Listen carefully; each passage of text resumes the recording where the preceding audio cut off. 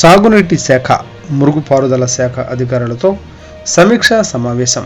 అమృతలూరు మండలం కూచిపూడి గ్రామంలో ఉన్న సాగునీటి శాఖ కార్యాలయంలో వేమూరు నియోజకవర్గ పరిధిలోని డ్రైనేజీ మరియు నీటిపారుదల శాఖ అధికారులతో సమీక్షా సమావేశం నిర్వహించిన మాజీ మంత్రి, పోలిట్ బ్యూరో సభ్యులు, వేమూరు శాసనసభ్యులు నక్కా ఆనందబాబు రాబోయే 10 రోజుల్లో వ్యవసాయ పనులు రైతులు మొదలు పెట్టబోతున్నారని, పంటలకు నీరు సక్రమంగా అందే విధంగా కాలువల్లో పేరుకుపోయిన తూటికాడ, గుర్రపు డెక్క, ఆకును పూర్తిగా తొలగించి చివరి ఎకరా భూములు వరకు రైతులకు ఇబ్బంది లేకుండా నీటిని అందించాలని కోరారు. ఈ కార్యక్రమంలో ఇరిగేషన్, డ్రైనేజీ అధికారులతో పాటు గ్రామస్తులు, రైతులు పలువురు పాల్గొన్నారు.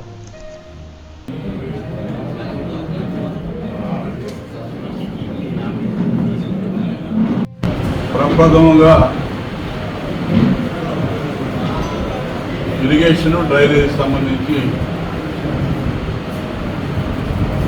సమీక్ష చేసుకోవడానికి మీ అందరినీ కలవటం జరిగింది. చాలా సంతోషంగా ఉంది. ప్రధానంగా మన నియోజకవర్గం, వేమూరు నియోజకవర్గం పూర్తిగా వ్యవసాయ ఆధార ప్రాంతం.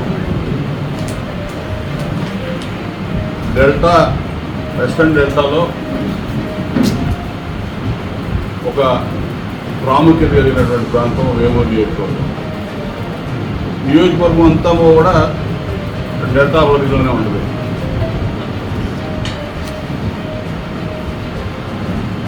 ఇప్పుడు సీజన్ స్టార్ట్ అవబోతా ఉంది. రైతాంగం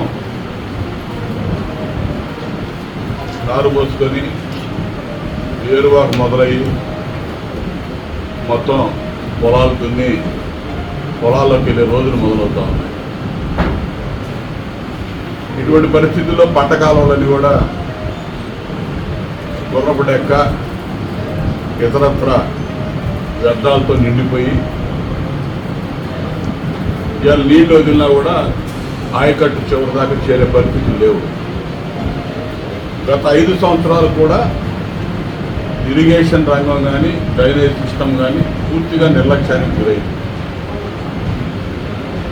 ఇట్లానే సీజన్ వచ్చినప్పుడు ఏదో కూర్చోవటం, ఓఎన్ఎం వర్క్స్ కింద శాంక్షన్ తెప్పించుకోవటం, వాడు కనీసం ఆ మందు కూడా కొట్టకుండా డబ్బులు డ్రా చేసుకోవటం, ఈ పరిస్థితులు ఉన్నాయి. దాని ముందు 5 ఏళ్ళు మాత్రం సిన్సియర్గా చేశాం. తెలుగుదేశం ప్రభుత్వం, ఆ రోజు నేను ఎమ్మెల్యేగా, మంత్రిగా ఉన్నాను. నాకు పూర్తి అవగాహన ఉంది. ఇవాళ మనం కూర్చొని రివ్యూ చేసుకుంటున్నటువంటి ఈ కార్యాలయం కూడా మనం కట్టించింది. వాటర్ యూజర్స్ అసోసియేషన్ దగ్గర నుంచి ప్రాజెక్ట్ కమిటీ దాకా ఒక హైరార్కీ, ఒక సిస్టమ్ ఎస్టాబ్లిష్ చేసుకొని ఎక్కడ కూడా ఇబ్బంది రాకుండా రైతాంగం, ఆయకట్టుదారులుగా ఉన్నటువంటి రైతాంగాన్ని కూడా ఈ కార్యక్రమంలో భాగస్వాములు చేసి ఇబ్బందులన్నీ కూడా ఎక్కడికక్కడ పూర్తి చేసుకుంటూ ఉండేవాడు. 5 ఏళ్ళు మాత్రం, గత 5 ఏళ్ళు మాత్రం అటువంటి పరిస్థితులు లేవు.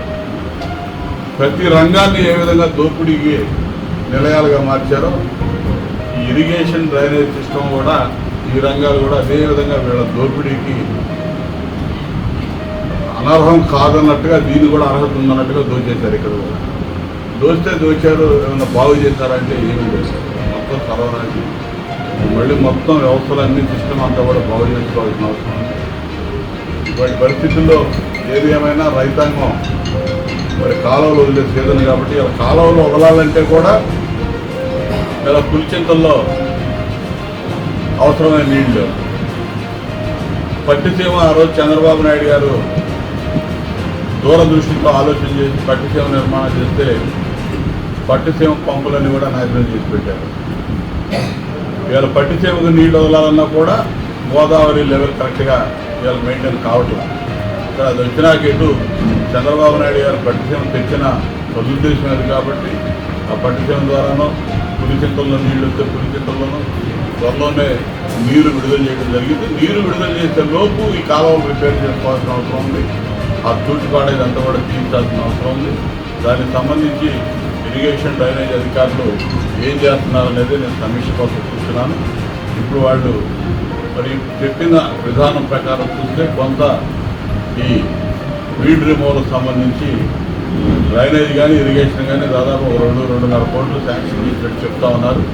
అది ఏ మూలకి సరిపోదు, కానీ ప్రస్తుతానికి టెంపరీగా ఆ దూటికాడంతా కూడా గుర్రం లేక ఇదంతా తీసి కొంతవరకు సజావుగా నీళ్లు నడిపించడానికి పనికొస్తుందని నేను అనుకుంటున్నాను. అయితే మిగిలిపోయిన వర్కులు డీసిల్టింగ్ కానీ ఇతర రిపేర్లు కానీ ఇవన్నీ కూడా ఇంకా మిగిలిపోయిన చిన్న చిన్న రిపేర్లు చాలా ఉన్నాయి. చాలా సమస్యలు వస్తూ ఉన్నాయి మన దృష్టికి. ఇవన్నీ కూడా ఇప్పటికిప్పుడు చేయటువంటి సాధ్యం కాదు కాబట్టి ఖచ్చితంగా ప్రధానంగా దృష్టి అయితే నేను పెడతాను. నీటిపారుదల రంగం మన నియోజకవర్గంలో ప్రధానంగా దృష్టి సారించాల్సిన అంశంలో మొట్టమొదటి ప్రయారిటీగా తీసుకోవాల్సిన అంశం ఈ ఇరిగేషను, అదేవిధంగా డ్రైనేజ్.